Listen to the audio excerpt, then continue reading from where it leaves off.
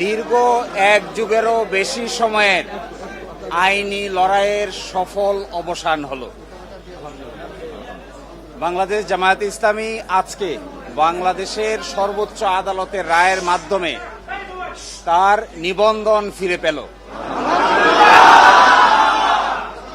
Politically motivated PIL বা রাজনৈতিক উদ্দেশ্যে দায়েরকৃত মামলার মাধ্যমে জামায়াতের নিবন্ধন কেড়ে নেওয়া হয়েছিল।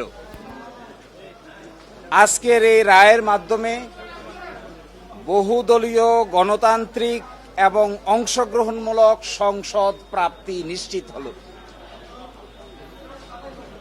আমরা আশা করি এই রায়ের পরে বাংলাদেশে সঠিক নির্বাচনের মাধ্যমে প্রাণবন্ত সংসদ গঠিত হবে। জাতি, ধর্ম, বর্ণ, শ্রেণী নির্বিশেষে সকলেই তাদের ইচ্ছা অনুযায়ী ভোটাধিকার প্রয়োগ করে জামায়াতে ইসলামীর নেতৃবৃন্দকে বেছে নিবেন, এটা আমরা প্রত্যাশা করি।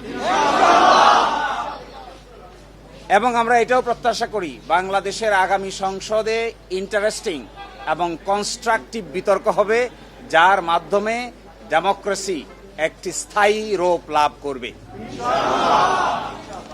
আজকে মাননীয় আপিল বিভাগ হাইকোর্টের যে রায় ছিলেন এই রায়কে বাতিল ঘোষণা করেছেন এবং ইলেকশন কমিশনকে নির্দেশনা দিয়েছেন বাংলাদেশ জামায়াতে ইসলামীর রেজিস্ট্রেশন এবং অন্য যে সকল ইস্যু ইলেকশন কমিশনের সামনে আছে বা আসবে সেগুলো যেন দ্রুতই নিষ্পত্তি করেন।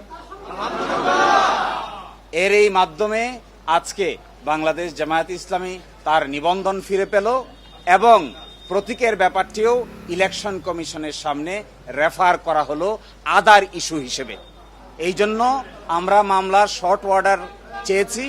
আমরা আশা করি আগামীকালকের মধ্যেই মামলার সংক্ষিপ্ত আদেশ আমরা হাতে পাব।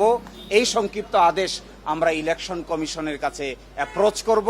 বাকিটা ইলেকশন কমিশন আইন অনুযায়ী অতি দ্রুত জামাতের নিবন্ধন এবং জামাতের প্রতীক বুঝিয়ে দিবেন, এটা আমরা প্রত্যাশা করি।